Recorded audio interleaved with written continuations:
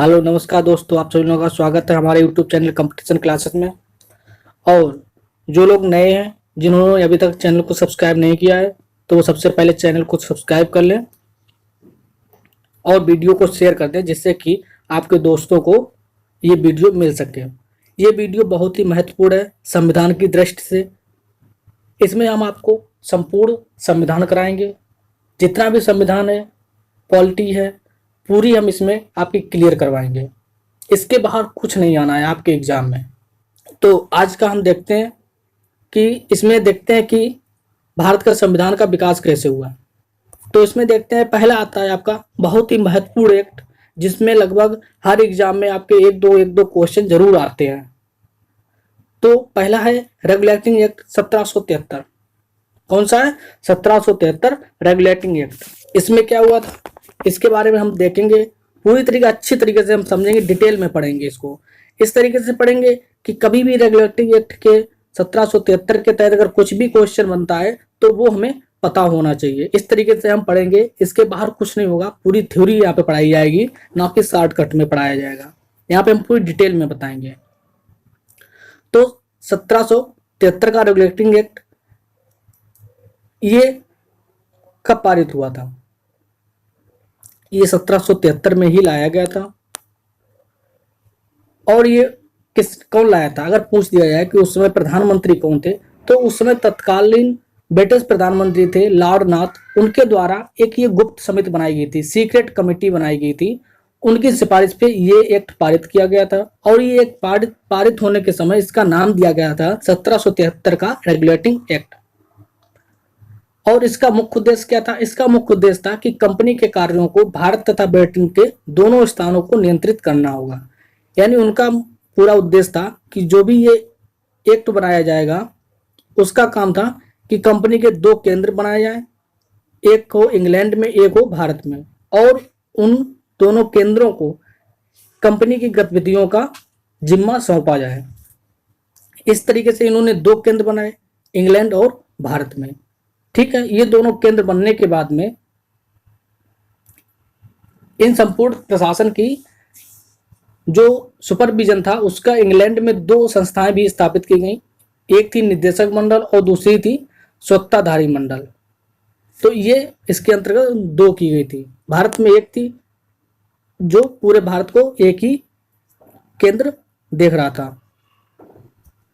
इसके बाद में नेक्स्ट पॉइंट देखते हैं कि बंगाल के गवर्नर को बंगाल, मुंबई और मद्रास तीनों प्रेसिडेंसियों का गवर्नर जनरल बना दिया गया।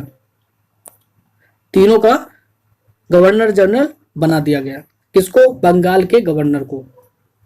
इसमें क्या हुआ था? इसमें बंगाल के फोर्ट विलियम प्रेसिडेंट के प्रशासक थे।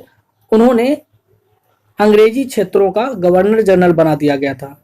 उन्हें अंग्रेजी क्षेत्रों का गवर्नर जनरल बना दिया गया। यानी जहां जहां भी अंग्रेजों का स्थापत्य था, वहां पे इन्हें गवर्नर जनरल बनाया गया। किन्हें?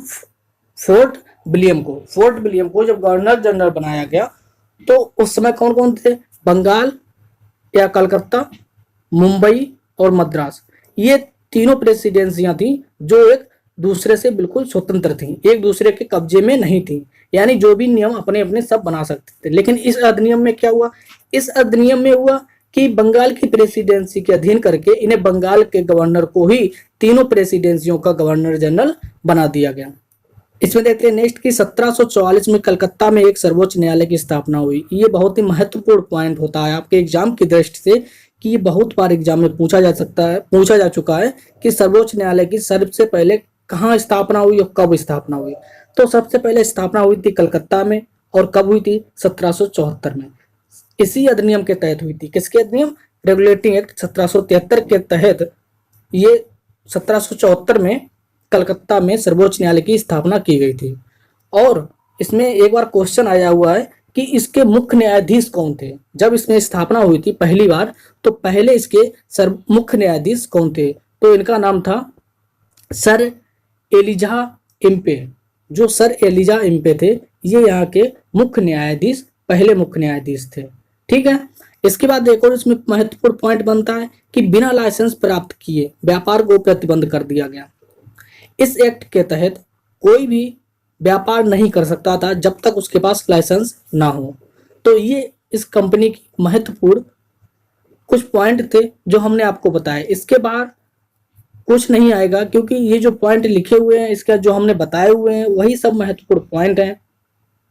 तो ये 1773 का रेगुलेटिंग एक्ट इतना था, और इसमें महत्वपूर्ण पॉइंट यही है कि इसमें तीनों बंगाल की प्रेसिडेंसियों के एक ही गवर्नर जनरल बनाया गया। 1774 में कलकत्ता में एक सर्वोच्च न्यायालय की स्थापना की गई, और कि बिना लाइसेंस प्राप्त किए कंपनियों के कर्मचारियों को बिना लाइसेंस प्राप्त किए इसमें व्यापार पे प्रतिबंध कर दिया गया था। ठीक है, इसके बाद देखते हैं आगे कि act of settlement 1781, act of settlement 1781 ये क्या था? ये जो एक्ट ऑफ सेटलमेंट था, ये 1773 रेगुलेटिंग एक्ट के दोषों को दूर करने के लिए एक संशोधनात्मक अधिनियम था। क्या था? ये संशोधनात्मक अधिनियम था 1781। किसका था संशोधन? रेगुलेटिंग एक्ट 1773 का संशोधन था, जो ये लाया गया था 1781 में। इसमें इन्होंने संशोधन किया, कुछ जो उसमें नहीं हो पाया था उसको संशोधन के लिए इन्होंने इसको पारित किया था 1781 में। इसमें इन्होंने क्या किया? इसमें इन्होंने कलकत्ता की सरकार को बंगाल, बिहार और उड़ीसा का कानून बनाने का अधिकार दे दिया। अब इसमें देखिए कि जो कलकत्ता की सरकार थी उसको बंगाल, बिहार और उड़ीसा में कानून बनाने का अधिकार दे दिया। अब इसमें उन्होंने कानून बनाने का अधिकार दे दिया। इस प्रकार कलकत्ता की अब सरकार कानून बना सकती थी, और वो कानून किस तरीके से बनाती, उसके दो स्रोत उन्होंने दिए। वो कौन कौन से स्रोत दिए? पहला था कि रेगुलेटिंग एक्ट के तहत आप कलकत्ता के प्रेसिडेंस के लिए, ठीक है, जो कलकत्ता का प्रेसिडेंस होगा वो बना सकता है। दूसरा था कि एक्ट ऑफ सेटलमेंट के अधीन बंगाल, बिहार और उड़ीसा के दीवानों को, जो उनके दीवानी थी, उनके प्रदेश के विधि निर्मित कर सकती थी। तो इन्हें दो तरीके से निर्माण कर सकते थे कानूनों का। फिर इसमें अगला पॉइंट आता है कि गवर्नर जनरल इन काउंसिल को सर्वोच्च न्यायालय का आधिकारिक रूप से मुक्त कर दिया गया। आधिकारिक रूप से मुक्त कर दिया गया, यानी इसका मतलब था कि गवर्नर जनरल की जो परिषद थी वो अब नियम बनाएगी, वो अब नियम बनाएगी, उसे उच्चतम न्यायालय के पास पंजीकृत कराना आवश्यक नहीं होगा। यानी जो गवर्नर जनरल हैं वो, उनकी परिषद अब नियम बनाएगी, उसे अब उच्चतम न्यायालय के पास पंजीकृत कराना आवश्यक नहीं होगा। तो ये उसमें कुछ संशोधन किए गए थे। किसमें किए गए थे? रेगुलेटिंग एक्ट 1773 में। इसके आगे हम देखते हैं कि इसके याद आया था Pitt's India act 1784। Pitt's India act 1784 आया था। इसमें इन्होंने क्या क्या लाए थे इस एक्ट में? तो ये एक एक्ट था 1781, जो एक्ट था सेटलमेंट एक्ट 1781। उसकी असफलता के बाद ये अधिनियम लाया गया था पिट्स इंडिया एक्ट 1784। इसमें इन्होंने क्या किया था? इन्होंने किया था कि इंडिया अधिनियम, ये जो पिट्स इंडिया अधिनियम था, इसके अंतर्गत जो कंपनियों द्वारा अधिग्रहित भारतीय राज्य क्षेत्र थे उनको ब्रिटिश ताज के स्वामित्व का दावा करने वाला ये पहला दस्तावेज था। कौन था? ये पहला दस्तावेज था। कौन सा? Pitt's India act 1784। ये याद रखिएगा कि अगर क्वेश्चन आ जाता है कि भारत का पहला, यानी ब्रिटिश ईस्ट इंडिया कंपनी का पहला कौन सा एक्ट था जिसमें संवैधानिक दस्तावेज स्वामित्व का दावा करते थे, तो वो होगा आपका पिट्स इंडिया एक्ट, जिसमें स्वामित्व का दावा किया गया था। अगर पूछ दिया जाए कि इसका शीर्षक क्या था, तो इसका शीर्षक था कि भारत में ब्रिटिश अधिकाराधीन क्षेत्र, भारत में ब्रिटिश अधिकाराधीन क्षेत्र, तो इसका शीर्षक ये हो जाता है। और इसमें अगर देख लिया जाए आगे कि कंपनी के व्यापार और राजनीतिक क्रियाकलापों को अलग अलग कर दिया गया। यहाँ इन्होंने बताया है कि जो कंपनी के व्यापारिक और राजनीतिक काम थे वो अलग अलग कर दिए गए। यानी इस एक्ट के माध्यम से कंपनी के जो व्यापारिक और राजनीतिक क्रियाकलाप थे उनको अलग अलग करके इन पे काम किया गया। अब अगर व्यापारिक क्रियाकलापों को देख लिया जाए तो इसको दे दिए गए कंपनी के निदेशकों के हाथ में दे दिए गए, ठीक है, जिसमें और इसमें जो राजनीतिक थे वो क्रियाकलाप थे सैनिक, असैनिक और राजस्व संबंधी जो थे वो अलग कर दिए गए।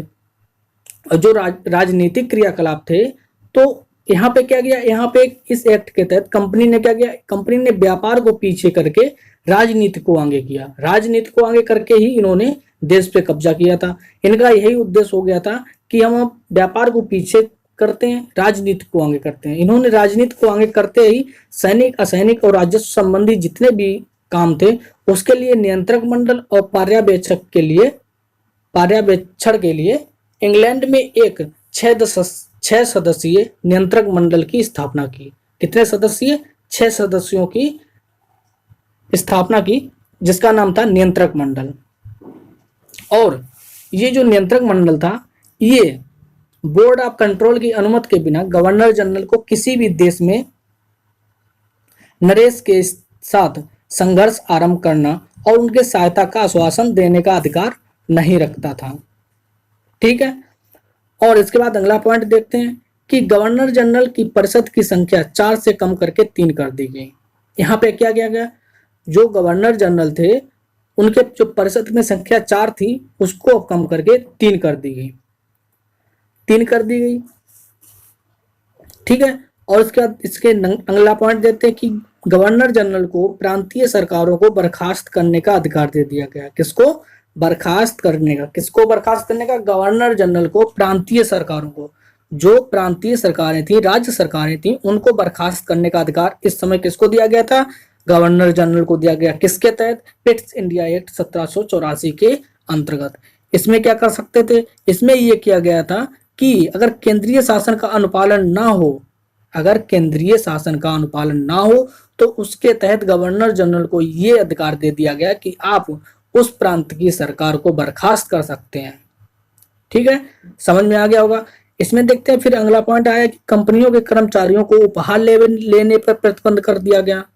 इसमें क्या था? इस सेक्टर में यह भी लाया गया कि कंपनी के कोई भी कर्मचारी को उपहार लेने पर प्रतिबंध लगा दिया गया था कि कोई भी कर्मचारी उपहार नहीं ले सकता है। तो ये सब जो इसमें कानून लाए गए वो पिट्स इंडिया एक्ट में लाए गए। 1813 का राजलेख। ये देखते हैं चार्टर एक्ट ऑफ 1813। ठीक है, ये क्या था? इसमें था कि इसमें पहली बार ईसाई मिशनरियों को भारत में धर्म प्रचार की अनुज्ञा दी गई थी, जो कंपनी के एकाधिकार को समाप्त करने और उसे और भी प्रभावी रूप से नियंत्रण स्थापित करने के लिए इन्होंने ईसाई मिशनरियों को भारत में और अधिक स्वायत्तता को मद्देनजर रखते हुए यह राजलेख पारित किया था। उसी राजलेख के तहत इन्हें भारत में आने के लिए अनुज्ञा दी गई थी। और इसमें एक सबसे महत्वपूर्ण इन्होंने काम किया था इस एक्ट में। यह भी एक क्वेश्चन आ चुका है यूपीपीसीएस में, और इसके बाद में यह भी पूछा जा चुका है बिहार पीसीएस में कि भारतीयों की शिक्षा पर 1 लाख रुपए प्रति वर्ष खर्च करने का उपबंध किया गया था। किस अधिनियम के तहत, किस एक्ट के तहत? तो वो था 1813 का राजलेख, जिसके तहत ये बताया गया था कि हम भारतीयों की शिक्षा पर प्रति वर्ष 1 लाख रुपए खर्च करेंगे। और इसमें आपको ये भी याद रखना है कि इस राजलेख द्वारा कलकत्ता, मुंबई और मद्रास सरकारों द्वारा निर्मित जो कानून था वो ब्रिटिश संसद द्वारा अनुमोदित करना अनिवार्य हो गया था। क्या हो गया ना? अनिवार्य हो गया था। यानी कोई भी कलकत्ता या मुंबई या मद्रास की सरकार ने कोई भी नियम बनाती है तो उसको ब्रिटिश संसद द्वारा अनुमोदन करना अनिवार्य कर दिया गया था, क्योंकि अगर वहां पे अनुमोदन नहीं मिलता है तो यहाँ पे कोई भी कानून नहीं बनाया जा सकता था। ये इस जो एक्ट था उसमें सिर्फ यही 2 पॉइंट महत्वपूर्ण दिखते हैं। इसके बाद में अगला आपका आ जाता है कि 1833 का राजलेख। 1833 का राजलेख ये महत्वपूर्ण राजलेख है, क्योंकि इसमें कुछ समय सीमा भी बढ़ाई गई थी। जो ब्रिटिश कंपनी थी उसने अपने यहाँ पे समय सीमा भी बढ़ाई और भी इन्होंने कई सारे काम किए। तो ये बहुत ही महत्वपूर्ण हो जाता है। इसमें आपका हर पॉइंट क्वेश्चन जो है वो एग्जाम की दृष्टि से बहुत ही महत्वपूर्ण बन जाता है। इसमें हम पहला पॉइंट देखते हैं कि इसमें कंपनी के अधिकारों को और 20 वर्ष बढ़ा दिया गया था।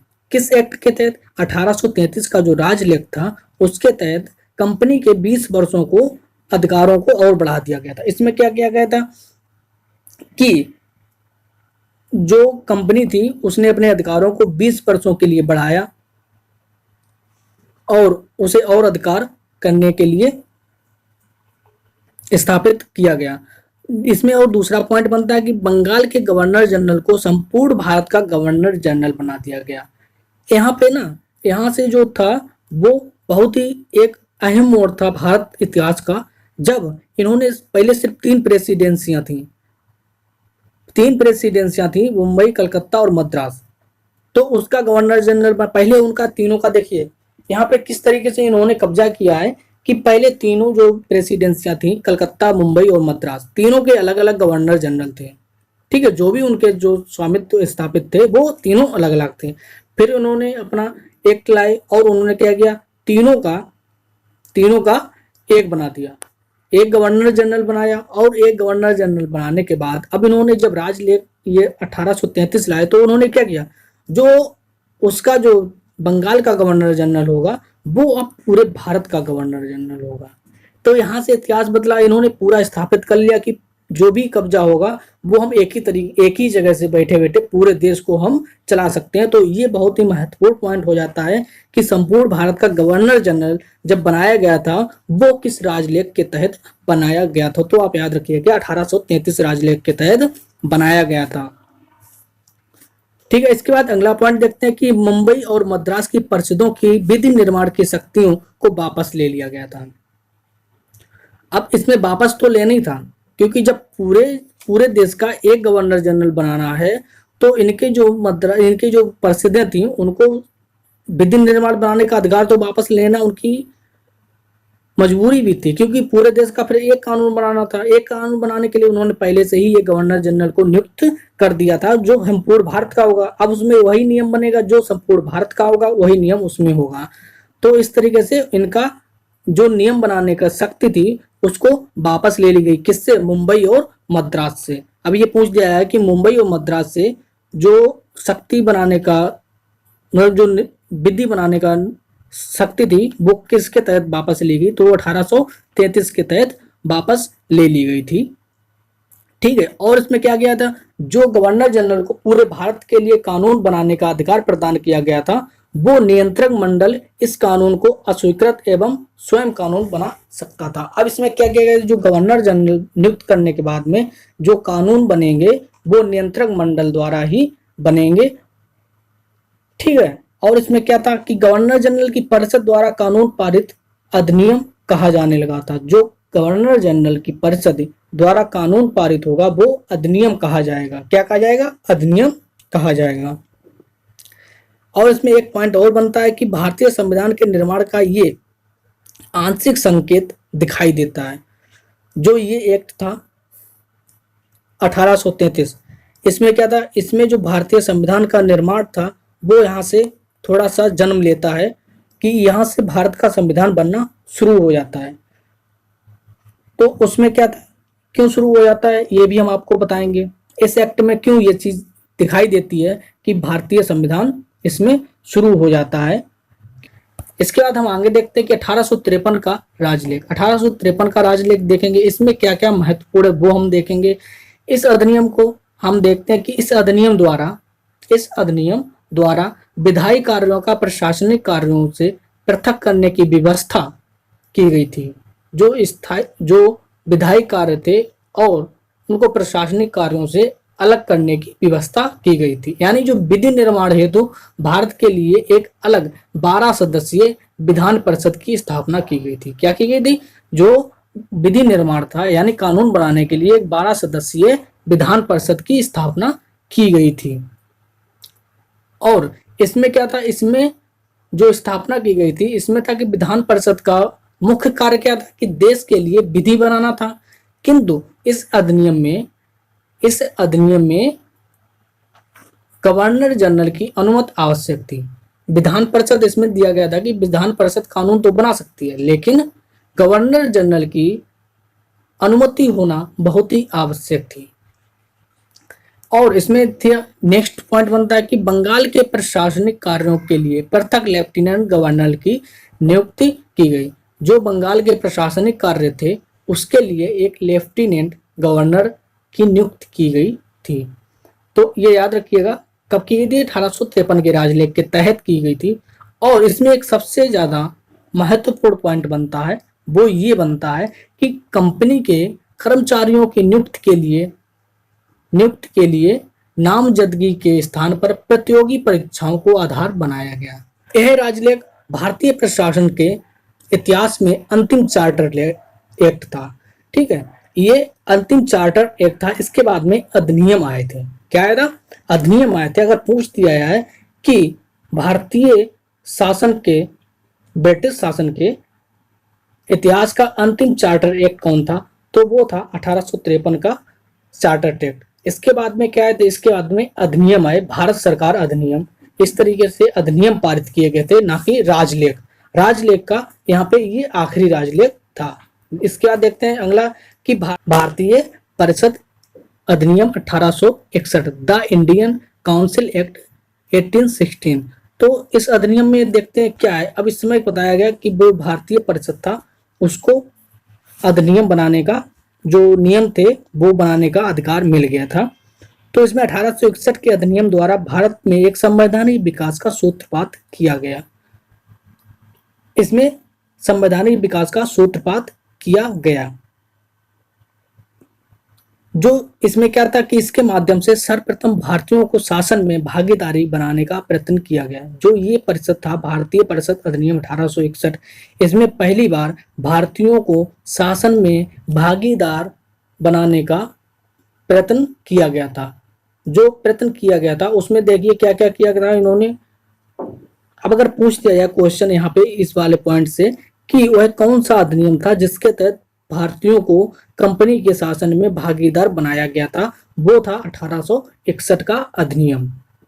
इसमें क्या इन्होंने बनाया था कि इसमें पहला पॉइंट देखते हैं कि गवर्नर जनरल को नए प्रांतों के निर्माण के लिए प्रांतों का निर्माण तथा प्रांत में गवर्नर या लेफ्टिनेंट की नियुक्त करने के लिए अधिकार दिया गया। जो गवर्नर जनरल था उसको ये अधिकार दिए गए थे कि आप नए प्रांतों का निर्माण करें तथा नवनिर्मित प्रांतों में गवर्नर या लेफ्टिनेंट गवर्नर की नियुक्ति करने का अधिकार गवर्नर जनरल को दे दिया गया था। किसको दे दिया गया था? गवर्नर जनरल को दिया गया था। किसके तहत? भारतीय परिषद अधिनियम 1861 के तहत ये गवर्नर जनरल को अधिकार दे दिए गए थे। और इसमें देखते हैं कि इस अधिनियम द्वारा केंद्रीय कार्यकारिणी के सदस्यों की संख्या 4 से बढ़ाकर 5 कर दी गई थी। क्या कितनी कर दी गई? 5 कर दी गई थी। ठीक है, इतना याद रखिएगा। इसमें एक और पॉइंट बनता है कि इस अधिनियम के आधार पर वायसराय लॉर्ड कैनिंग ने भारत में विभागीय प्रणाली की शुरुआत की। ये बहुत ही महत्वपूर्ण क्वेश्चन है, बहुत बार ये क्वेश्चन आ चुका है कि विभागीय प्रणाली की स्थापना किसने की थी। ये आईएएस में भी क्वेश्चन आया था, ये आईएएस में आया था 2002 में कि विभागीय प्रणाली की स्थापना किसने की थी, किस वायसराय ने स्थापना की थी, तो वो की थी लॉर्ड कैनिंग ने। किसने की थी? लॉर्ड कैनिंग ने की थी। इस अधिनियम के तहत जो परिषद था उसे अधिक सुविधा के कार्य करने के लिए कुछ नियम बनाए गए थे। उसके तहत जो वायसराय थे लॉर्ड कैनिंग, उन्होंने भारत में विभागीय प्रणाली की शुरुआत की थी और इस प्रकार से भारत में मंत्रिमंडलीय व्यवस्था की नींव पड़ी। क्या पड़ी? नींव पड़ी। ये भी एक पॉइंट हो जाता है कि भारत में मंत्रिमंडलीय व्यवस्था की नींव किसके तहत पड़ी, तो वो वायसराय लॉर्ड कैनिंग के तहत पड़ी। और ये महत्वपूर्ण पॉइंट जो था विभागीय प्रणाली, वो इसी की शुरुआत की वजह से हुआ था। ठीक है, और इसमें एक आता है कि मद्रास और मुंबई की सरकारों को पुनः कानून बनाने का अधिकार दे दिया गया। अब यहाँ पे क्या किया गया कि जो मुंबई और मद्रास की जो सरकारें थी जिनसे कानून बनाने का अधिकार ले लिया गया था, वो यहाँ पे इन्हें 1861 में पुनः वापस दे दिया गया। क्यों दिया गया? क्योंकि प्रांतीय परिषदों द्वारा ये कानून बनाना गवर्नर जनरल की अनुमति के बाद ही वैधता प्राप्त होनी थी। अब ये चीज यहाँ पे क्लियर कर दी गई थी कि कोई भी नियम बनेगा, कोई भी सरकार बनाएगी, अगर प्रांतीय सरकार कोई नियम बनाती भी है तो वो जब तक उसको वैध नहीं माना जाएगा, जब तक कि गवर्नर जनरल उसको वैधानिक रूप से अनुमति नहीं देते हैं। तो इसलिए इन्होंने इन सरकारों को पुनः ये शक्ति दे दी कि आप अपना कानून बनाइए और गवर्नर जनरल से इसको पास करवाइए। ठीक है। और इसमें क्या था कि गवर्नर जनरल की परिषद की सप्ताह में एक बार बैठक होती थी और उस बैठक की अध्यक्षता वायसराय करता था। जो गवर्नर जनरल की परिषद होती थी उसकी उसकी अध्यक्षता कौन करता था? वायसराय करता था। ये याद रखिएगा। और दूसरा इसमें एक और महत्वपूर्ण पॉइंट बनता है कि 1861 ईस्वी का जो अधिनियम था वो महत्वपूर्ण इसलिए था कि इसमें पहली बार विधि निर्माण में भारतीयों का सहयोग प्राप्त किया गया था। पहली बार भारतीयों का सहयोग मांगा गया था कि इसमें गैर सरकारी सदस्यों की नियुक्ति हुई थी और उसके तहत इसमें भारतीयों का भी सहयोग मांगा गया था। इसके बाद अगला देखते हैं कि भारतीय परिषद 1892 में निर्वाचन पद्धति का आरंभ किया गया। इसमें निर्वाचन पद्धति का जो महत्वपूर्ण इसका पॉइंट था वो था कि इसमें निर्वाचन पद्धति का आरंभ किया गया और ये इस अधिनियम की सबसे प्रमुख विशेषता भी थी। इसमें क्या था कि प्रांतीय परिषद जो गैर सरकारी सदस्य थे, नगरपालिका, जिला बोर्ड, विश्वविद्यालय और निजी, और इसमें विश्वविद्यालय के बाद आएगा वाणिज्य मंडल, और अप्रत्यक्ष रूप से निर्वाचित किए जाते थे, उन्हें मनोनीत सदस्य भी कहा जाता था। तो यहाँ से ये निर्वाचन पद्धति का भी निर्माण हुआ है। और इसके बाद में आता है कि इसमें परिषदों के अधिकारों में वृद्धि की गई और भारतीय सदस्यों को बजट पर बहस करने का और प्रश्न पूछने का अधिकार दे दिया गया। अब यहाँ पे देखिए कुछ भारतीय सदस्यों को यहाँ पे मुख्यता मिलती है, मुख्यता इसमें विशेष अधिकार दिए गए कि अब कोई भी भारतीय जो चुना गया हो उस पे बजट पे बहस कर सकता है और उस पे प्रश्न भी पूछ सकता था। किसके तहत? 1892 के भारतीय परिषद अधिनियम के तहत ये अधिकार दिया गया था। ये यूपीपीसीएस में एक क्वेश्चन आ चुका है कि प्रश्न भारतीयों को बजट पर बहस करने और प्रश्न पूछने का अधिकार किस अधिनियम के तहत दिया गया था? तो वो दिया गया था 1892 के भारतीय परिषद अधिनियम के तहत ये अधिकार उन्हें मिला था। ठीक है। इसके बाद अगला देखते हैं कि भारतीय परिषद अधिनियम 1909। इसमें क्या था? इस अधिनियम में मार्ले मिंटो सुधार अधिनियम भी कहा गया है। इस अधिनियम को क्या कहा गया? अगर आपसे पूछ दिया कि मार्ले मिंटो सुधार कब आया था, तो आया था 1909 में, या भारतीय परिषद अधिनियम 1909। ठीक है। दोनों, इसका नाम एक दूसरा नाम था मार्ले मिंटो। अब इनका मार्ले मिंटो नाम क्यों था? क्योंकि इस जो अधिनियम था उसके समय भारत के सचिव जो थे वो मार्ले थे और वायसराय जो थे वो मिंटो थे। तो इसलिए इनका नाम पड़ गया कि मार्ले मिंटो सुधार अधिनियम, इसका नाम पड़ गया था। याद रखिएगा कि उस समय तत्कालीन सचिव कौन थे? मार्ले, और जो वायसराय थे वो मिंटो थे। इसीलिए इनके नाम पर ही इस अधिनियम का नाम पड़ गया था। इसमें देखते हैं कि अगला पॉइंट कि सर अरुडेल समिति की रिपोर्ट के आधार पर इसे फरवरी 1909 में पारित किया गया था। 1909 में पारित किया गया था। ठीक है। किस रिपोर्ट को? मार्ले मिंटो सुधार अधिनियम को 1909 में पारित किया गया था। और इसमें एक पॉइंट बनता है कि मुसलमानों के लिए पृथक मताधिकार और पृथक निर्वाचक क्षेत्र की व्यवस्था कर दी गई थी, जो थी फूट डालो और राज करो की नीति अपनाई गई थी। इसमें यहाँ पे सरकार ने क्या किया था? इसमें सरकार ने किया कि मुसलमानों के लिए अलग से मताधिकार और अलग से निर्वाचन क्षेत्र व्यवस्थित किए। ये नीति क्या कहलाई थी? यह नीति कहलाई थी फूट डालो और राज करो। ये नीति उस समय कहलाई थी। और इसके बाद में इसमें एक इन्होंने कहा था कि जो निर्वाचक मंडल है उसके बारे में लॉर्ड मिंटो ने लॉर्ड मार्ले से एक बार ये चीज कही थी कि हम नाक के दांत बो रहे हैं, इसका फल भीषण होगा। जब उन्होंने क्या किया था? मुसलमानों को अलग किया भारत हिंदुओं से, अन्य समुदायों से, तो उस समय लॉर्ड मिंटो ने लॉर्ड मार्ले को पत्र लिखा था, उसमें ये वर्ड बोले थे। कभी पूछ दिया जाए तो आप याद रखिएगा, ये वर्ड 1909 9वें आयत है कि हम नाग के दांत बो रहे हैं, इसका फल भीषण होगा। ठीक है। और इसमें एक बनता है कि इस अधिनियम में भारत के प्रादेशिक चुनाव के लिए व्यावसायिक और सांप्रदायिक प्रतिनिधित्व प्रणाली का अपनाया गया। जो ये निर्वाचन था उसको 3 निर्वाचक मंडल का प्रावधान किया गया। कितने?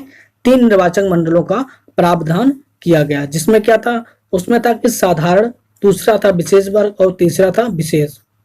उसी के तहत इन्होंने ये नीति अपनाई थी, फूट डालो और राज्य करो। ठीक है। इसके बाद हम नेक्स्ट देखते हैं कि भारतीय परिषद अधिनियम 1919। भारतीय परिषद अधिनियम या भारत सरकार अधिनियम 1919। इसमें क्या था कि इस अधिनियम द्वारा पहली बार प्रत्यक्ष चुनाव प्रणाली अपनाई गई, जिसमें महिलाओं को भी मताधिकार दिया गया। ये बहुत ही महत्वपूर्ण पॉइंट है कि पहली बार महिलाओं को मताधिकार कब दिया गया था? वो भारतीय परिषद अधिनियम 1919 में दिया गया था। ये क्या था? ये था कि 1916 में कांग्रेस तथा मुस्लिम लीग के बीच जो समझौता हुआ और 1916-17 में प्रकाशित मेसोपोटामिया आयोग की जो रिपोर्ट थी उसके हिसाब से अंग्रेजों को भारत में इस अधिनियम द्वारा सर्वप्रथम केंद्र ने द्विसदनात्मक विधायिका स्थापित की थी। कौन सी की? द्विसदनात्मक विधायिका स्थापित की थी। द्विसदनात्मक विधायिका कौन थी? वो थी राज्य परिषद। राज्य परिषद को यहाँ पे उच्च सदन कहा गया। क्या कहा गया? उच्च सदन कहा गया। और दूसरी थी विधानसभा, जिसे निम्न सदन कहा गया। जैसे इसमें राज्यसभा और लोकसभा थी, उसी तरीके से उसमें 2 विधायिका स्थापित की गई, जिनका नाम था राज्य परिषद और विधानसभा।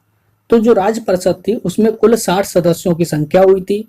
कितनी होती थी? 60 सदस्यों की संख्या होती थी और उसमें 34 निर्वाचित सदस्य होते थे और जो बचे हुए सदस्य थे वो नामांकित होते थे। और उनका कार्यकाल अगर देखा जाए तो 5 वर्ष का था। कितना था?